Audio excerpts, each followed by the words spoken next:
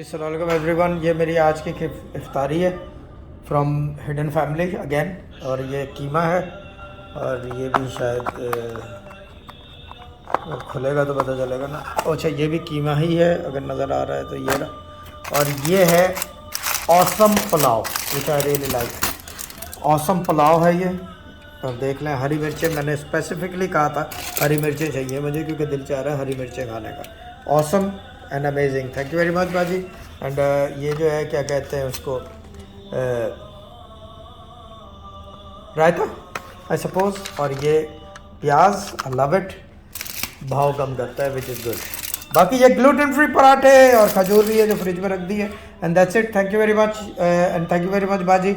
अल्लाह ताला bless you and see you इंशाल्लाह soon with the इफ्तारी। Okay bye bye. And I like this क्योंकि इनका पुलाव जो है ना होम कुक स्टाइल होता है, कराची स्टाइल ना, तरह से देसी टाइप का टच होता है और मसाले ज़्यादा नहीं होते, फीका। और ये होता है, देख लो भाई देख लो, हरी मिर्चें हरी मिर्चें हरी मिर्चें मिर्चें मिर्चें मिर्चें।